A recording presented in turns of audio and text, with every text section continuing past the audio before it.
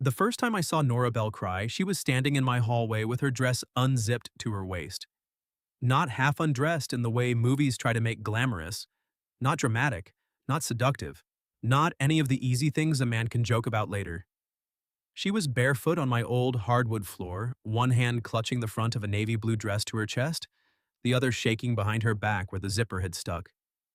And across her right side, disappearing under the fabric, was a pale, uneven surgical scar and the edge of a small medical pouch taped against her skin.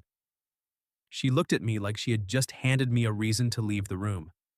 Then she whispered, "That's why no one wants me." And I heard myself say, before my common sense could stop me, "I do." But that wasn't where it started. My name is Miles Turner. I was 32, a commercial photographer in Denver, and I had become very good at making other people's lives look warmer than mine actually was. Weddings, restaurants, family portraits, engagement shoots where couples looked at each other like gravity was optional. I shot them all. Then I came home to a quiet two-bedroom apartment over a bakery, ate whatever could be microwaved in under 3 minutes, and told myself peace was better than disappointment. That was my official line. The unofficial one was that my last relationship had ended with my girlfriend saying, "You're kind, Miles, but you're always bracing for impact." She wasn't wrong. So when my landlord raised the rent and my sister suggested I get a roommate, I laughed for a full 10 seconds. "A stranger?" I asked. "Human contact," she said. "I know it's alarming." That was how Nora entered my life. Through a mutual friend, two suitcases, one box labeled books/mugs/regrets, and a raincoat the color of a lemon drop. She was 29, worked as a graphic designer for a local museum, and had the kind of face that made you look twice before you remembered manners. Dark curls usually pinned up with a pencil, brown eyes that noticed everything, a mouth that seemed permanently 1 second away from saying something sharper than expected. The first thing she said to me was, "Please, tell me you're not one of those men who owns one plate and calls it minimalism." I looked at the single clean plate drying by the sink. She looked at it too. I said, "That plate has been with me through a lot. Then I'll be respectful at the memorial when it finally breaks." I liked her immediately, which was inconvenient. Within a week, she had transformed the apartment without making it feel less mine. She put herbs on the kitchen windowsill. She hung a small print of a fox wearing reading glasses near the front door. She bought actual dish towels and said my paper towel system was a cry for help with perforations. We became easy in the way two guarded people sometimes do when neither one asks too much too fast. She learned I took coffee black, not because I was tough, but because I kept forgetting to buy milk. I learned she listened to old soul music when she cooked and hummed only the parts she didn't know. She teased me for labeling camera batteries like they were government evidence. I teased her for using $10 words while assembling cereal. "Granola has structural integrity," she told me one morning. "It's breakfast gravel. You photograph love for a living, and this is how you talk?" I photograph people pretending not to be stressed by love. She smiled at that, but something flickered behind it. There were rules, though, invisible ones.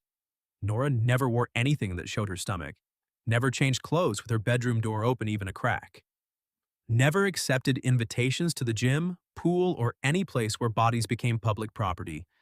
If a dating app notification lit up her phone, she dismissed it so quickly it felt practiced. I didn't ask. I told myself not asking was respect. I also told myself the little jump in my chest when she laughed at something I said was just roommate chemistry. Domestic convenience. Two adults sharing rent and jokes, and the occasional carton of Thai takeout. Then came the Thursday night of the museum gala. I got home around 6, soaked from a spring storm, camera bag digging into my shoulder. The apartment smelled like perfume and rain. Soft music played from Nora's room, something slow with a trumpet. "Nora?" I called. "In here," she said. "And don't make a face." That has never once stopped me. I set my bag down and walked to her doorway. She was standing in front of her mirror in that navy dress, hair pinned up, small silver earrings catching the lamplight. For half a second, I forgot how normal breathing worked. The dress wasn't flashy, that made it worse. It skimmed her shoulders, narrowed at her waist, fell just below her knees. Elegant. Quiet. devastating. She saw my expression in the mirror and lifted one eyebrow. That bad? I cleared my throat. No, not bad. Wow, full sentence, Turner. I'm a visual artist. Words are a secondary market. She laughed, and the sound loosened something in me. Then she turned awkwardly, trying to reach the zipper at the back. I hate to ask, she said, but can you get this last inch? It's stuck right where human arms become useless. I stepped closer. It should have been nothing. A roommate favor, a zipper. 2 seconds. But standing behind her, close enough to smell jasmine on her skin and warm fabric from the iron, my hand paused at the top of her back. Her shoulders went still. You okay? I asked. Fine, she said too quickly. I touched the zipper tab. My knuckles brushed the bare skin between her shoulder blades, and she sucked in a breath. Sorry, I said. No, it's... Her eyes met mine in the mirror. It's been a while since someone helped me into a dress. There it was. A little sentence with a locked door behind it. I pulled gently. The zipper moved half an inch, then caught. Don't force it, she said, trying to joke. This dress has more dignity than I do. I doubt that. Her gaze stayed on mine. For one strange moment, neither of us moved. Rain tapped the window. The music changed songs. I could see the pulse at the base of her throat. Then the zipper slipped the wrong way. Down. Nora grabbed the front of the dress, but not before the fabric opened along her side. I looked away instantly. Sorry, I'm sorry. No, she said, but her voice was thin. It's fine. It's not fine. I should have... Miles. Something in her tone made me look back. She had turned toward me now, one arm across her chest, the dress loose at her side. Her face was pale, but her chin was up in that stubborn way I was starting to recognize. If you're going to live with me, she said quietly, you may as well know. Nora, you don't have to show me anything. I know. Her mouth trembled. That's the problem. Everyone's very kind about not looking. Then she moved her arm just enough. I saw the scar first. Long, pale, irregular, traveling from below her ribs toward her hip. Then the pouch, discreet but real, attached to her abdomen. Medical. Human. Nothing shameful. But shame was already in the room with us, breathing hard. I had emergency surgery 3 years ago, she said. Ulcerative colitis, complications. The glamorous version is that my body tried to murder me and lost. I didn't smile because she wasn't really joking. My fiancé at the time said he needed space to process. She swallowed. Apparently space looked a lot like moving in with a yoga instructor named Bree.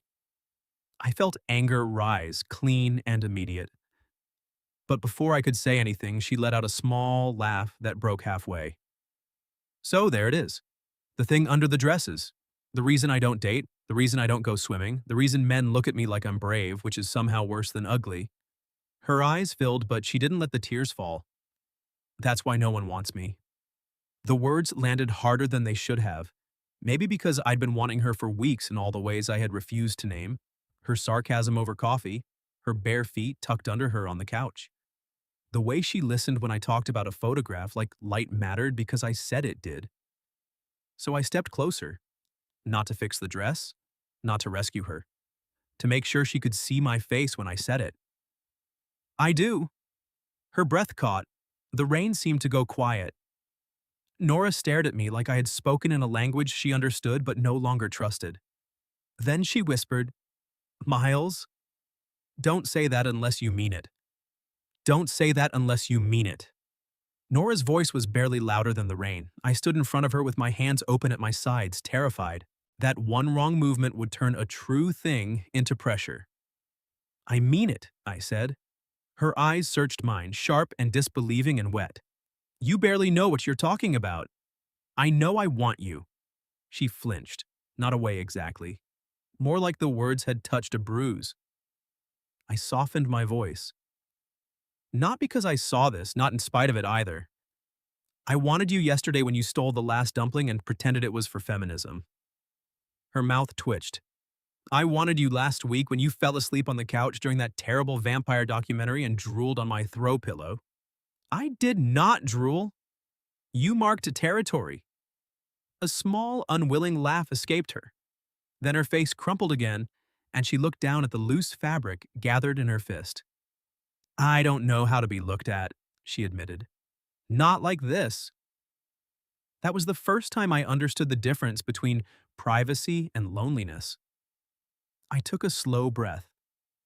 Can I help you with the dress? She hesitated. Only the zipper, I added, and only if you want. Nora nodded once. I stepped behind her again. This time she watched me in the mirror. Her shoulders were tense, but she didn't hide. I gently eased the zipper back up, careful where the fabric caught near her side. My fingers brushed her skin once and she closed her eyes. Still okay? I asked. Yes. A beat. Scared? But yes. The zipper slid into place. I didn't move away immediately, neither did she. In the mirror, we looked like something almost intimate. Her in that impossible blue dress, me damp from the rain, standing close enough that if she leaned back, she'd touch my chest. Then she did. Only an inch. Maybe less. Her back met me softly, cautiously, as if she expected me to vanish. I didn't. I let my hand hover near her waist, not touching. Nora, I'm going to the gala, she said, like a confession. I have to. My design is on the banners, and my boss will make that disappointed librarian face if I bail. Terrifying. She can silence a room by adjusting her glasses. I smiled at her reflection. Then you should go. Her gaze dropped. Alone? The word changed everything. There are invitations people say out loud and invitations hidden under them. I could have pretended not to hear it. Safer that way. Roommate boundaries, rent agreements. The comfortable lie that wanting could be folded up and stored neatly in the hall closet. Instead, I said, Do you want me to come with you? She turned in my arms. Not in my arms, not really. Because I still wasn't touching her, but close enough to make my pulse stupid. As my roommate? She asked. No. Her lips parted. As what then? I should have had a smooth answer. I photographed grooms crying before vows. I've heard every polished line love can rent for an afternoon. But Nora was standing 2 feet from me, looking like hope hurt, and all I had was honesty. As the man who wants to take you out. To a museum gala, apparently, which is an intimidating first date. First date? She repeated. If you say yes, her eyes moved over my face. You understand I come with logistics. I own 1 plate. I'm not in a position to judge anyone's domestic complexity. That plate again, she murmured. I'll introduce you formally later. She laughed, and this time it stayed. Then she did something that felt braver than the zipper, braver than the scar. She reached out and straightened my collar with trembling fingers. You're wet, she said. Rain does that. You can't come to a gala looking like a handsome shipwreck. I froze on handsome. She noticed. Of course she did. A little color came back into her cheeks. Don't make me repeat it. I'm fragile and proud. You think I'm handsome? I think you're annoying. Handsomely? Moderately. I grinned. She rolled her eyes, but her fingers lingered at my collarbone. The touch was light, almost accidental, except neither of us believed in accidents anymore. I changed into my only suit while Nora waited in the living room. When I came out, she was standing by the window, phone in hand, thumb hovering over the rideshare app. She looked at me once and forgot to tap the screen. That look, quick, startled, warm, did more to me than any compliment could have. Acceptable? I asked. Barely, she said. If the lighting is forgiving. I know a guy. The gala was all polished floors, champagne flutes, and people saying installation with reverence. Nora moved through it like she belonged and didn't believe it. I watched her name appear beneath a wall of event graphics she'd designed. Nora Bell. Visual identity. You did this? I asked. Don't sound so surprised. I'm not surprised. I'm impressed. She stared at the wall instead of me. Careful, I'm bad with sincere praise. Then I'll whisper it. Her eyes flicked to mine, so I leaned closer, just enough that my mouth was near her ear. You're brilliant. Nora went still. Around us, people laughed and clinked glasses. But her hand found mine in the crowded room, hesitant at first, then firmer. She didn't look at me when she did it. That made it feel even more real. We walked through the exhibit hand in hand. At one abstract sculpture made of twisted copper, she tilted her head and said, "This looks like a plumbing emergency with confidence." I choked on my champagne. A man nearby glared. Nora smiled serenely.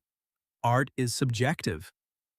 Halfway through the evening, she tugged me into a quieter gallery where black and white photographs lined the walls. She stopped in front of a portrait of an elderly couple sitting on a porch, their hands clasped between them. "This one," she said. "I like this one." "Why?" "They look like they've annoyed each other for 50 years and still choose the same bench." I looked at the photograph, then at her. "That's the dream?" "Maybe." She hugged her arms around herself. "Not perfect, just chosen. Again and again." I wanted to kiss her then.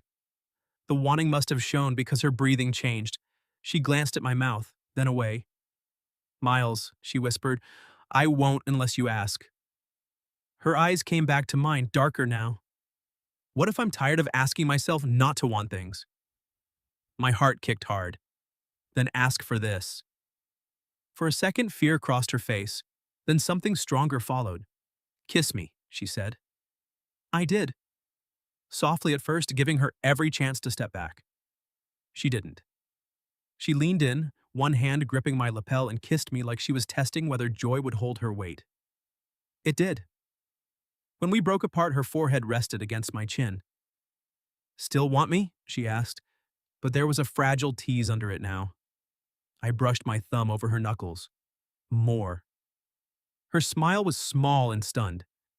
Then, from the doorway of the gallery, a man's voice said, "Nora?" She went rigid beside me. I turned. A tall man in an expensive gray suit stood under the archway, staring at her like he'd seen a ghost he used to own. Nora's hand tightened around mine. "Julian," she said, "I didn't know you'd be here." Julian Vale looked exactly like the kind of man who knew which fork to use and which apology to avoid. His gaze moved from Nora's face to our joined hands. "Oh," he said, "I didn't realize you were seeing someone." Nora's fingers trembled once against mine. Then she lifted her chin. "I am." 2 words, quiet, clear. I didn't say anything because they weren't mine to prove, but I held her hand the way she held mine, not as a shield, as an answer. Julian's smile thinned. "Good for you." It sounded like he'd said, "How brave." Nora heard it too. Her shoulders tightened. I felt the old impulse rise in me, the protective one, the one that wanted to step forward and make a clean, cutting remark. But Nora had told me once that people often mistook her silence for weakness when really she was deciding whether they deserved oxygen. So I waited. "How's Bree?" she asked. Julian blinked. I coughed into my fist. Nora's mouth twitched. "We're not together anymore," he said. What a shock to the institution of yoga. This time I didn't manage to hide my laugh. Julian looked at me properly for the first time. "And you are?" "Miles," I said. "Her date," Nora added. My chest went warm, ridiculous, and bright. Julian's eyes flicked back to her. "Nora, could we talk privately for a moment?" "No," she said. The word landed cleanly between us. His face changed, not anger. Something worse. Injured entitlement. "I just wanted to say I've thought about how things ended." "In public?" Nora asked. 3 years later? Near a copper? Plumbing emergency? My laugh escaped again. She squeezed my hand, maybe a warning, maybe gratitude. Julian exhaled. "I handled it badly." "You left," she said. "Yes. You left while I was still learning how to stand up straight after surgery." His expression tightened. I was overwhelmed. Nora nodded slowly. "So was I." The room seemed to shrink around those words. For once, Julian had nothing smooth to say. Nora looked at him for another second, then turned to me. "I'd like to go home." "Okay," I said. No drama, no grand exit. Just okay. We got our coats and stepped into the rainy night. The air smelled like wet pavement and lilacs from the planters along the museum steps. Nora didn't cry. She didn't speak either. The rideshare was 12 minutes away. I expected her to pull her hand from mine now that the performance, if any part of it had been one, was over. Instead, she threaded our fingers together more carefully. "I'm sorry," she said. "For what?" "For bringing my romantic cemetery on our first date." I looked at her. "Nora, I once took a woman to a taco place that gave us both food poisoning. This is still my best first date." Her laugh came out shaky. "That's horrifying." The salsa was suspiciously warm. "Why did you eat it?" "I believed in us." She laughed for real then and leaned her shoulder against my arm. There it was again. The choice. Small, physical, deliberate. I turned slightly, sheltering her from the wind without crowding her. "You were incredible in there." "I was petty." "You were articulate with decorative knives." She looked up at me, rain dotting her curls and, "Did I make you uncomfortable?" "No." "Not even when he showed up?" "I wanted to say about 40 things." "Why didn't you?" "Because you were saying better ones." Her eyes softened in a way that made the whole city blur. "Miles," she said, "when I called you my date." "Yes." "I liked how it sounded." I swallowed. "So did I." The car arrived then, badly timed by every god of romance. We climbed into the back seat, damp and quiet, still holding hands between us like teenagers afraid the teacher would notice. Halfway home, Nora rested her head on my shoulder. I didn't move for 3 blocks. Then she whispered, "You can breathe." "I'm trying not to ruin the moment." "You're making yourself into a statue." "A handsome statue?" "Moderately." I smiled into the dark window. At home, the bakery downstairs had gone quiet, leaving the apartment smelling faintly of sugar and yeast.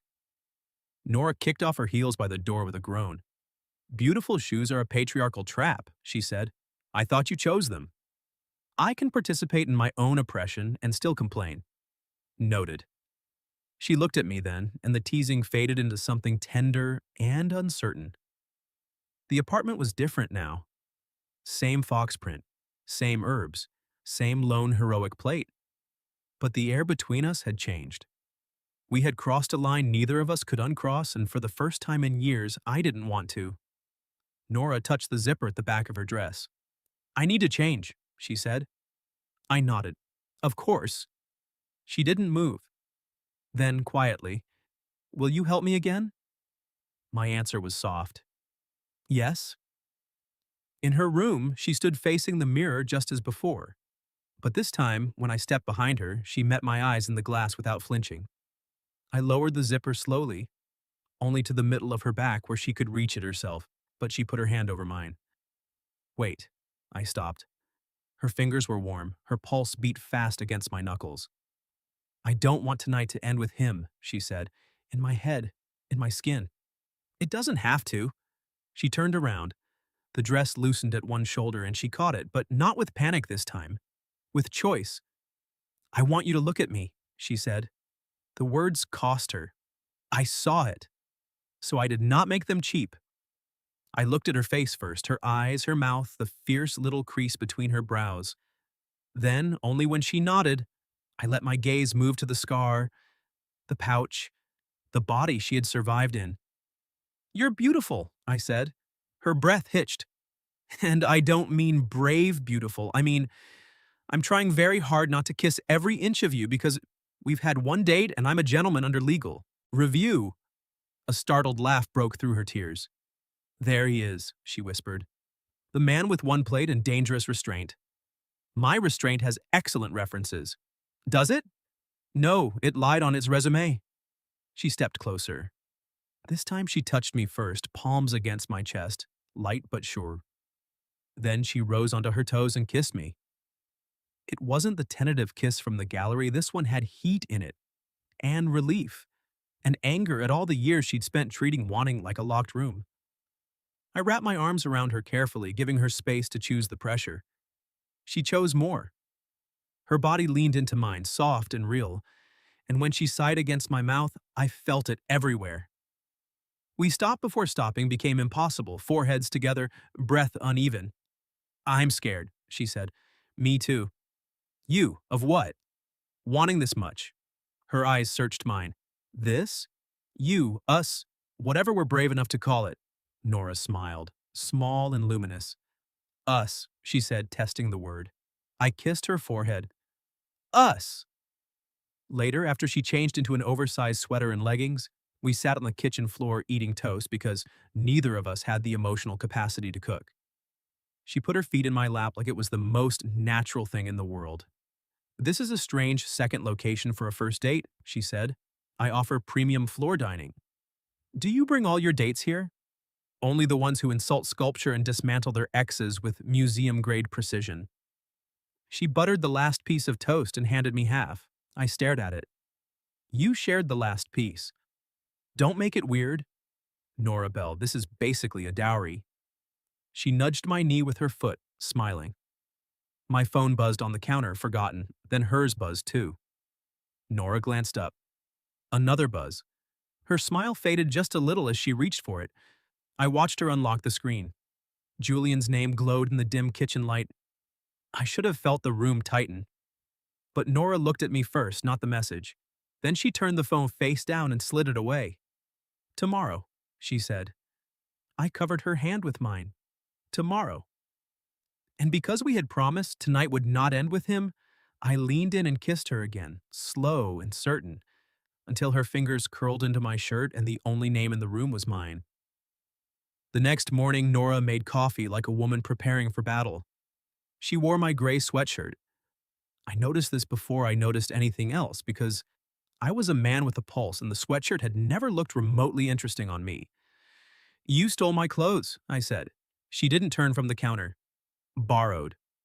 It has my university logo. I'm expanding its opportunities. It's hanging off one shoulder. Then it's fashionable. I leaned in the kitchen doorway watching her pour 2 mugs. Are we going to talk about the fact that you're wearing my sweatshirt? She glanced back. Her hair was sleep messy, her eyes soft, and the shy curve of her mouth nearly ruined me. Are we going to talk about the fact that you like it? No, I said. I'm taking that secret to my grave. Coward! Absolutely! She handed me coffee and our fingers brushed. After everything from the night before, it should have been nothing. It was not nothing. Nora looked down into her mug. Julian sent 4 messages. I let the warmth in my chest settle into something steadier. Do you want to read them? No. A beat. Yes, maybe. I hate that my body still reacts like he gets to summon me. He doesn't. I know that in my brain. She tapped her temple. Unfortunately, the rest of me is running outdated software. I set my mug down. Can I sit with you while you read them? She looked up. Not, do you want me to handle it? Not, should I tell him off? Just sit. Her expression loosened. Yes. We sat side by side on the couch, close enough for our knees to touch. She opened the messages. Nora, I didn't mean to upset you. I've wanted to apologize for a long time. Seeing you with him made me realize I never got closure. Can we talk today? Just us. Nora stared at the screen, face unreadable. Then she handed me the phone. If I answer, I'll either apologize to him for making him feel bad or call him a haunted lampshade. Both tempting. No. What do you want? She leaned back, closing her eyes. I want to stop explaining my pain to the person who caused it. There it was. Clean and true. So don't, I said. Her eyes opened. That simple? Not easy. Simple. She took the phone back and typed slowly. Julian, I heard your apology last night. I don't want a private conversation. Please don't contact me again. She hovered over send. I didn't touch her. I didn't cheer. I just stayed.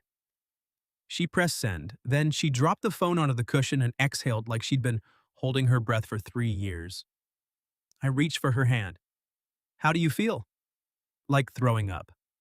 Romantic. She laughed weakly and turned into me, tucking her face against my shoulder. Also proud. I kissed the top of her head. Good. For a while we stayed like that, coffee cooling on the table, rain tapping softly at the windows again. Her fingers traced absent shapes over the back of my hand. I need to ask you something, she said. Okay. If this gets complicated, are you going to decide it was too much?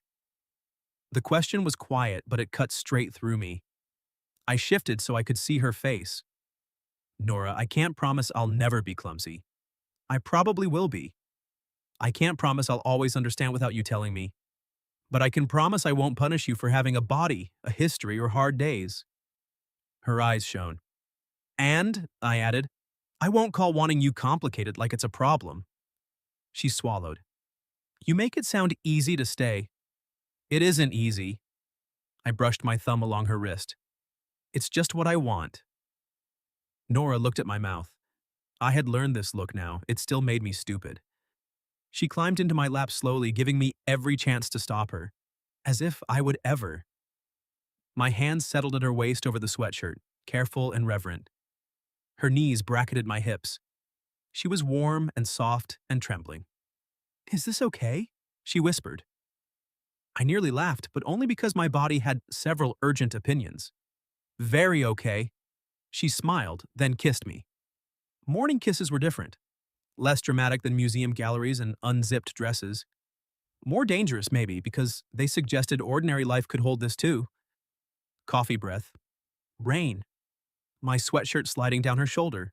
Her hands in my hair. She pulled back just enough to say, I want to keep doing this. Kissing? Yes, also possibly stealing more clothes. I'll alert security. I mean us, she said. My hand stilled, her cheeks colored, but she didn't look away. I don't want to pretend last night was just a charged emotional incident with formal wear. That's disappointing. I already named my memoir that. Miles. I smiled, then sobered. I want us too. She let out a breath and kissed me again, softer this time, like a promise instead of a question. By noon, we had made rules. Not cold rules, warm ones, honest ones. No hiding behind roommates if we were scared. No using the apartment as neutral territory to avoid talking.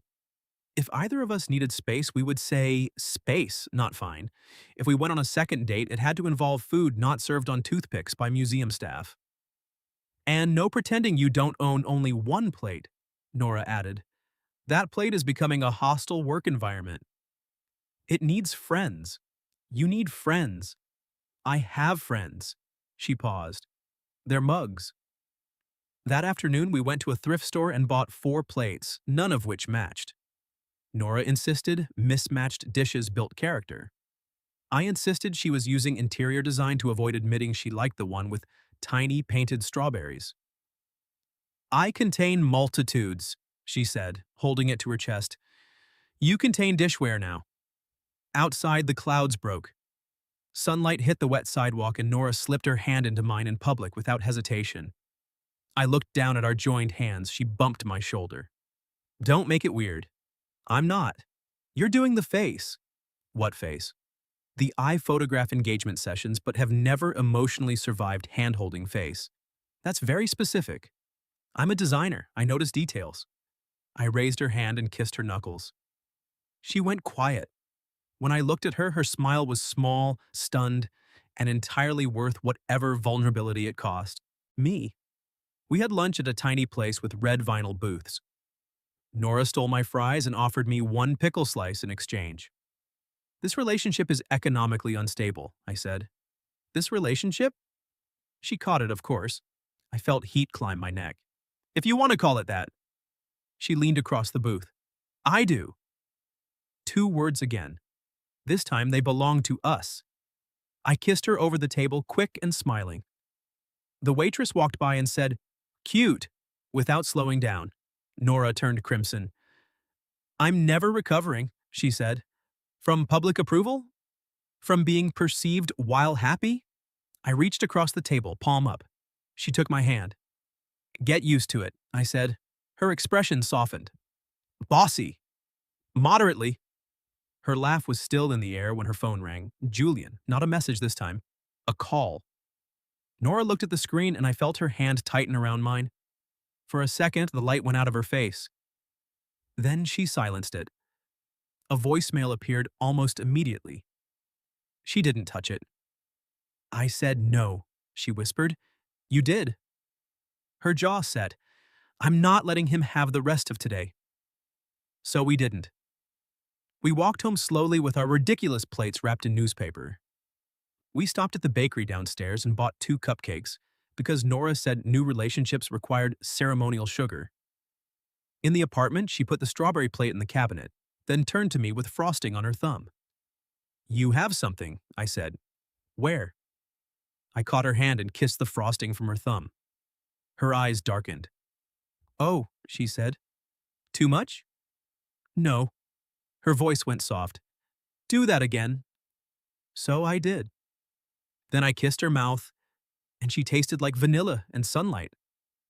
She pressed close, arms around my neck, and for several long minutes there was no Julian, no old fear, no scar as a source of shame. Just Nora making a small pleased sound against my lips and me choosing her with both hands. Later, curled beside me on the couch, she finally listened to the voicemail on speaker. Julian's voice filled the room. "Nora, I know you said not to contact you, but I think you owe me one conversation. I'm coming by tonight. I still remember the building." Her body went cold against mine. I wrapped an arm around her, but she was the one who reached for my hand and held on. Then she looked up at me, eyes frightened but clear. "I don't want to hide," she said. I kissed her temple. "Then we won't." Julian arrived at 7:18. I know because Nora checked the clock, then looked at me and said, "That is such an arrogant arrival time. Is there a humble one?" 7:14, maybe 7:22. But 7:18 says he had parking luck and still thinks it's destiny. She was scared. I could see it in the way she kept smoothing the hem of my sweatshirt over her thighs, the way her breath caught whenever footsteps sounded in the hall. But she was also funny. That was Nora all over, terrified and armed. When the knock came, she didn't jump. She reached for my hand. "I want to answer," she said. "Okay. I want you with me. I'm here." She looked at me, not in front of me. I understood. "Beside you," I said. She nodded. We walked to the door together. Julian stood in the hallway holding a bouquet of white roses as if he had learned remorse from a hotel lobby.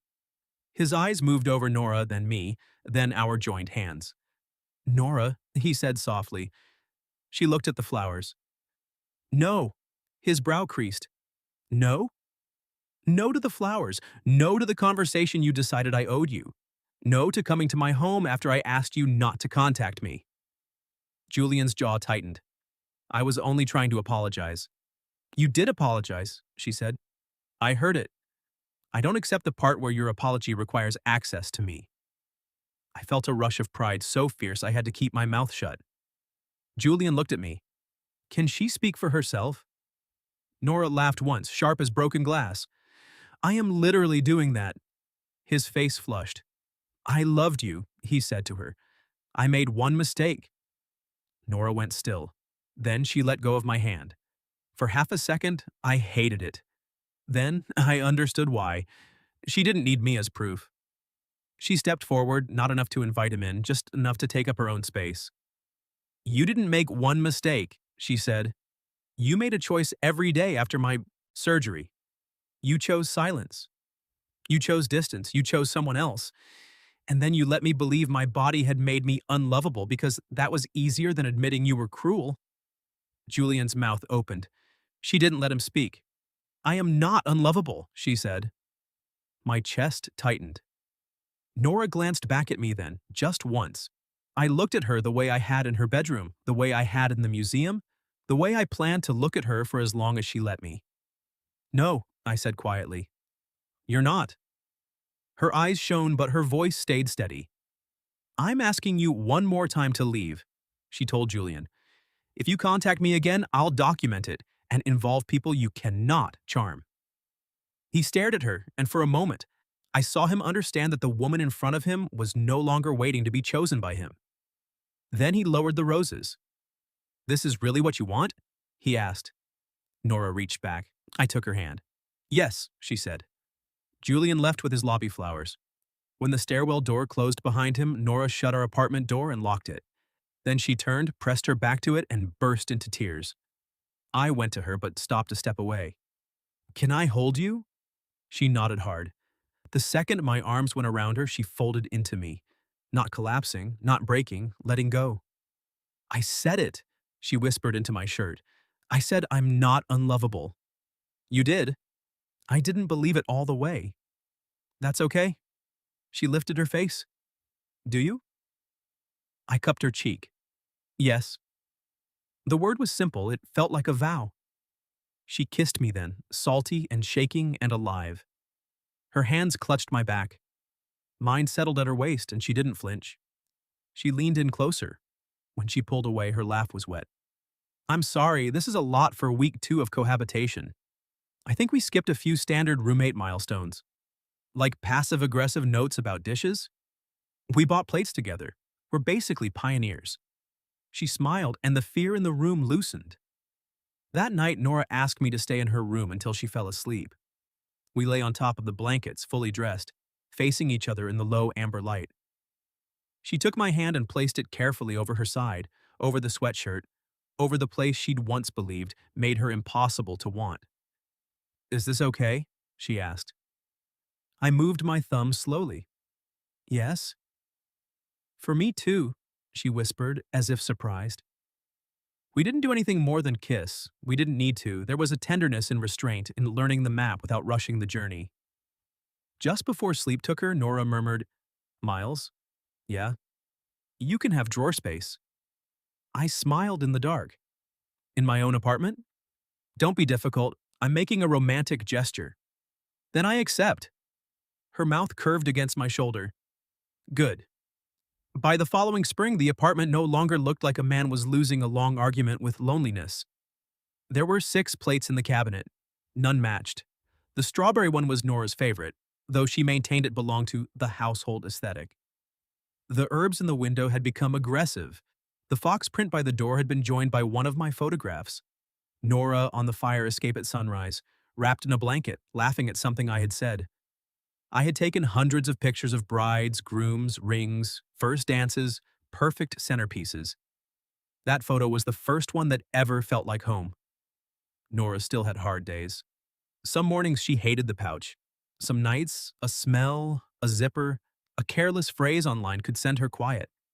But she stopped apologizing for being quiet. I stopped trying to solve every silence. We learned each other. She learned that I got scared when things were good because good things felt fragile. I learned that she liked being kissed at the kitchen counter but hated being surprised from behind. She liked my hands on her waist if she put them there first. She liked dancing barefoot while pasta boiled. She liked when I called her beautiful casually, not like an announcement, but like weather. You're beautiful, I'd say while she watered basil. You're biased, she'd reply, deeply. Professionally unreliable. Madly. The first time she went swimming with me, we rented a small cabin near a lake 2 hours west. She stood on the dock in a high-waisted black swimsuit, arms wrapped around herself, staring at the water like it had asked her a personal question. We can leave, I said. She shook her head. I don't want to leave. Okay. I also don't want you to stare. Okay. And I do want you to think I'm hot. That one I can do silently or with a brief presentation. She laughed, nervous and bright. Brief. I looked at her, really looked, and felt the same pull I'd felt the night of the blue dress, only deeper now. Not shock, not pity, not curiosity. Love. You are the most beautiful woman I've ever seen, I said. Her eyes filled. That was not brief. I edited for time. She walked to me then, took my face in both hands and kissed me under the wide blue sky. Then she jumped into the lake with a shriek so dramatic a bird fled a nearby pine tree. I followed, laughing. When she surfaced, curls slicked back, scar and pouch visible, sunlight breaking around her shoulders, she looked breathless and furious with joy. Don't you dare cry, she warned me. I'm not. You are. It's lake water. You're a terrible liar, Turner. She swam to me, wrapped her arms around my neck, and let me hold her there in the cold, bright water. A year after the night she unzipped that dress, Nora wore navy again.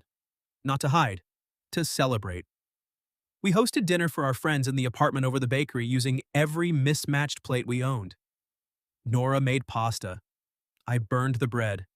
She called it textural contrast because she loved me. Later, after everyone left, music played softly from her room. The same old soul playlist from that first gala night. Nora stood in the hallway, barefoot on the hardwood, and turned her back to me.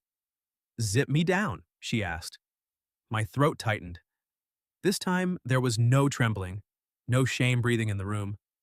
Just my woman smiling over her shoulder, trusting me with the ordinary intimacy of a zipper. I stepped behind her and lowered it slowly. She turned, the navy fabric loose at her shoulders, and kissed me like choosing had become easy.